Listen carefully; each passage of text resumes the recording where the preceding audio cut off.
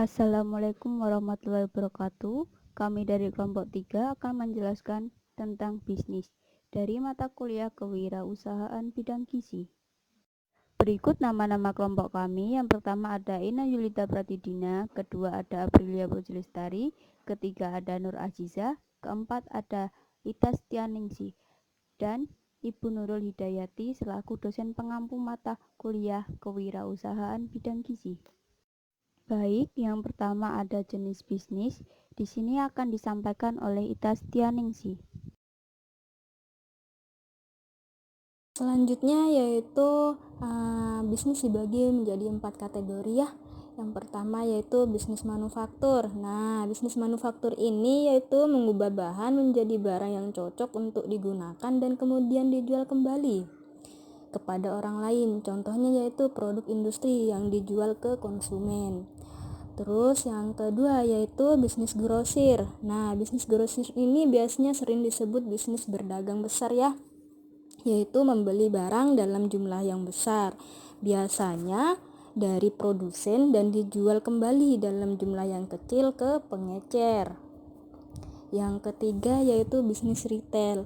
Nah, bisnis retail ini sering disebut dengan bisnis pengecer, yaitu membeli barang biasanya dari grosir dan menjualnya langsung ke konsumen yang merupakan pembeli akhir. Jadi bedanya antara bisnis grosir sama bisnis retail yang tadi saya jelaskan, perbedaannya yaitu kalau bisnis grosir dia tidak akan langsung menjualnya ke publik, tapi dalam perantara lagi. Tapi kalau bisnis retail dia itu langsung menjualnya ke pembeli akhir gitu.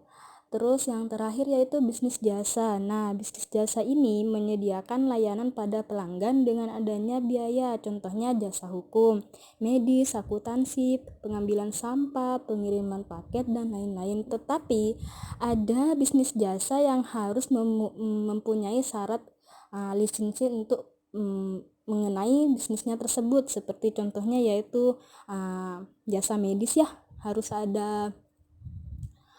ada surat lisensinya dulu untuk memulai bisnisnya tersebut.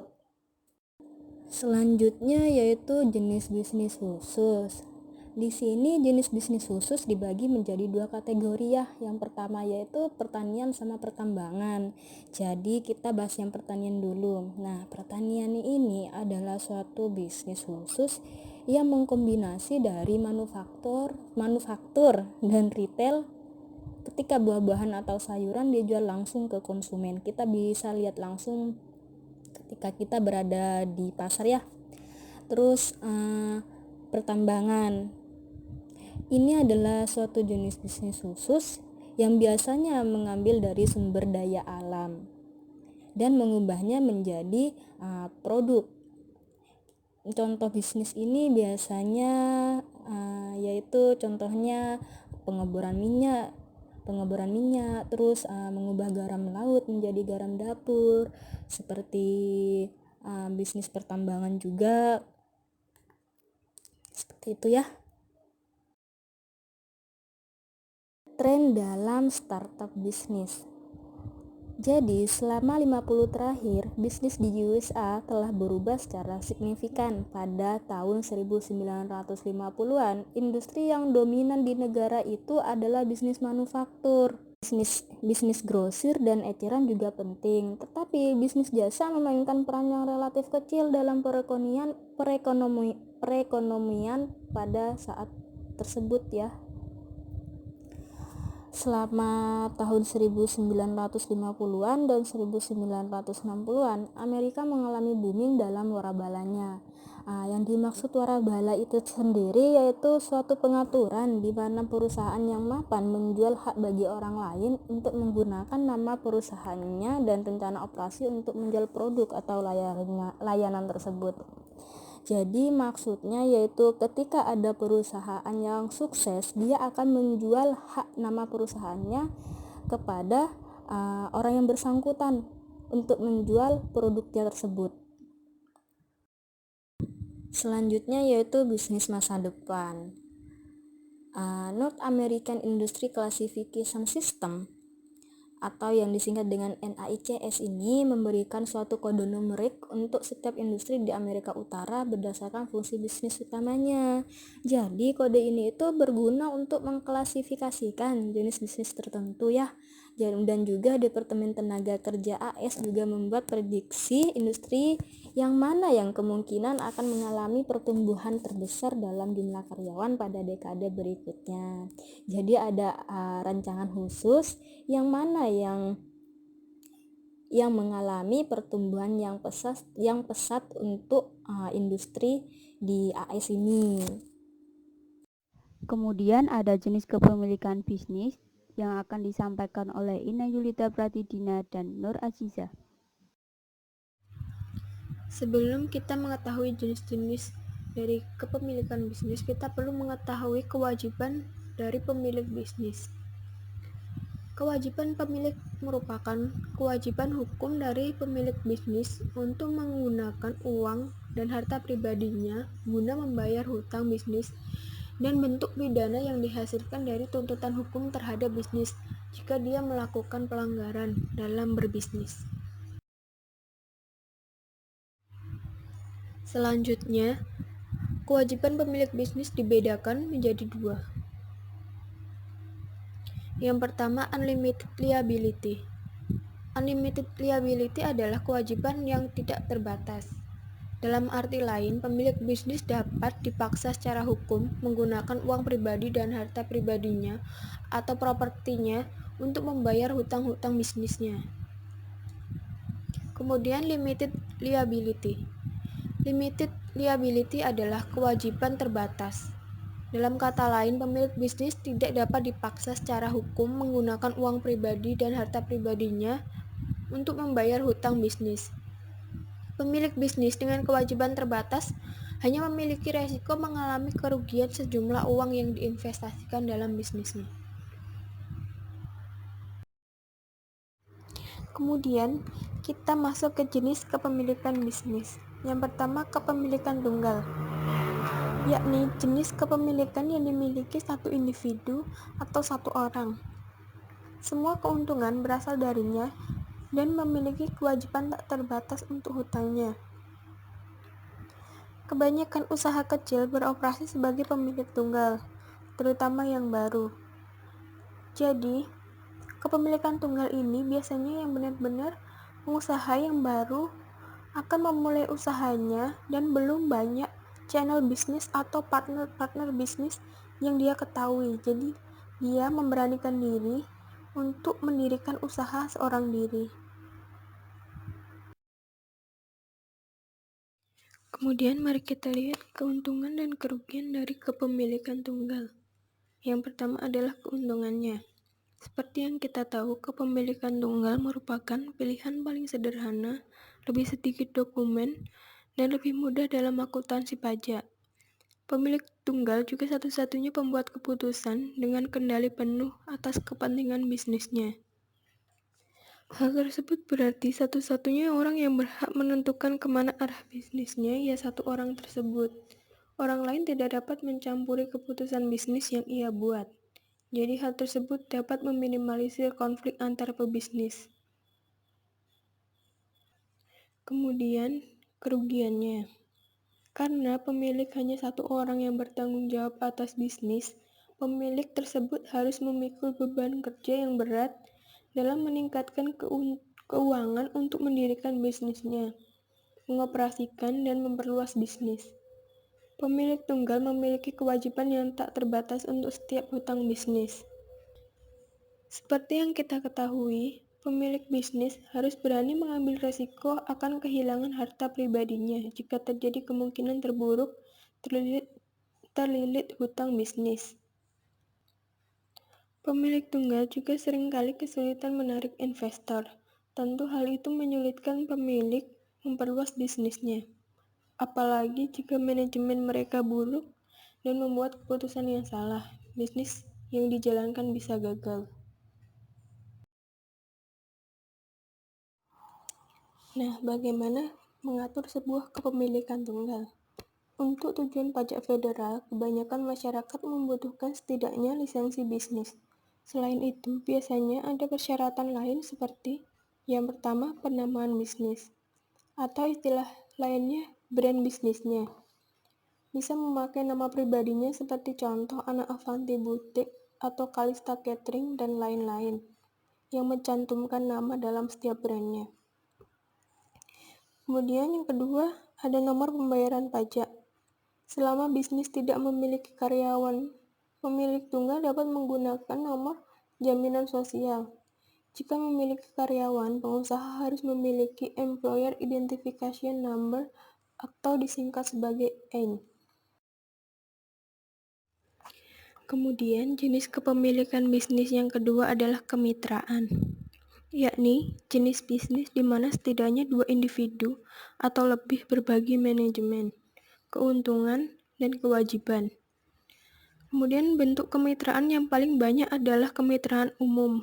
Jadi semua mitra memiliki kewajiban tak terbatas dan mengambil peran aktif dalam bisnis. Namun ada juga kemitraan terbatas yang terstruktur, yakni terdapat setidaknya satu mitra umum yang memiliki kewajiban untuk hutang bisnis dan mitra lain hanya sebagai investor. Selanjutnya, mari kita lihat keuntungan dan kerugian dari kemitraan. Yang pertama, keuntungannya adalah seperti yang kita ketahui, kemitraan membutuhkan sedikit dokumen daripada perusahaan. Keuntungan utama kemitraan umum adalah memiliki keterampilan kewirausahaan dan dukungan finansial dari setidaknya dua individu dan memudahkan sebuah kemitraan untuk meminjam uang kepada investor luar. Juga dapat menarik dan memotivasi karyawan dengan intensif untuk menjadi mitra dalam bisnis di masa yang akan datang. Kemudian, kemitraan memiliki 3 kerugian. Yang pertama, keuntungan dibagi antar beberapa mitra. Yang kedua, setiap mitra bertanggung jawab atas semua tindakan bisnis satu sama lain. Jadi, misal satu mitra saja yang membuat keputusan yang salah, hal tersebut akan berdampak pada keberlangsungan bisnisnya dan dapat membuat bisnis tersebut gagal. Yang ketiga adalah mitra mungkin mengalami kesulitan untuk menyepakati cara bisnis tersebut yang akan dijalankan. Karena seperti yang kita tahu, menyatukan beberapa orang menjadi satu pemikiran itu adalah hal yang sangat sulit. Selanjutnya, kita harus mengetahui perjanjian kemitraan. Perjanjian kemitraan adalah dokumen hukum yang dengan jelas mendefinisikan bagaimana pekerjaan, tanggung jawab, imbalan, dan kewajiban kemitraan yang akan dibagi oleh mitra atau dibagi antar mitra. Jika perjanjian tersebut ditulis dengan baik, hal tersebut dapat membantu antar mitra menghindari konflik. Jenis kepemilikan bisnis yang ketiga adalah perusahaan, yakni jenis kepemilikan bisnis yang ditetapkan secara hukum di mana bisnis tersebut dianggap sebagai entitas yang berada di bawah hukum dan pemilik bisnis memiliki kewajiban terbatas. Perusahaan biasanya dimiliki oleh satu orang pemilik, namun banyak juga yang dimiliki lebih dari satu pemilik. Kemudian selanjutnya, pemegang saham dikatakan memiliki ekuitas dalam perusahaan. Dengan kata lain, siapapun yang memiliki setidaknya satu saham dapat dikatakan sebagai pemilik. Jadi hal tersebutlah yang menyebabkan perusahaan memiliki banyak pemilik. Perusahaan harus memiliki dewan direksi yang bertanggung jawab untuk membuat keputusan tentang bagaimana bisnis tersebut harus dijalankan. Keuntungan dan kerugian perusahaan. Yang pertama ialah keuntungan. Pemegang saham memiliki kewajiban terbatas. Pemegang saham juga dapat mengakhiri kepemilikan mereka dengan menjual saham mereka. Manajemen perusahaan didelegasikan kepada dewan direksi. Hal ini berarti perusahaan dapat mengumpulkan uang lebih mudah daripada kepemilikan perseorangan dan kemitraan. Yang kedua ada kerugian. Kerugian utama perusahaan adalah bahwa mereka lebih sulit dan mahal untuk didirikan dan dijalankan daripada jenis bisnis lainnya. Korporasi subbab. Korporasi subbab berbeda dari korporasi C dalam hal pajak. Hal itu tidak dikenai pajak sebagai entitas, melainkan pendapatan atau kerugian yang ditetapkan pada masing-masing pemegang saham dan muncul pada laporan pajak mereka.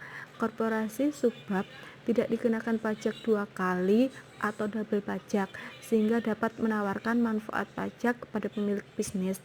Namun, ia juga memiliki lebih banyak batasan daripada kepemilikan perseorangan atau kemitraan, dan lebih rumit dan mahal untuk didirikan.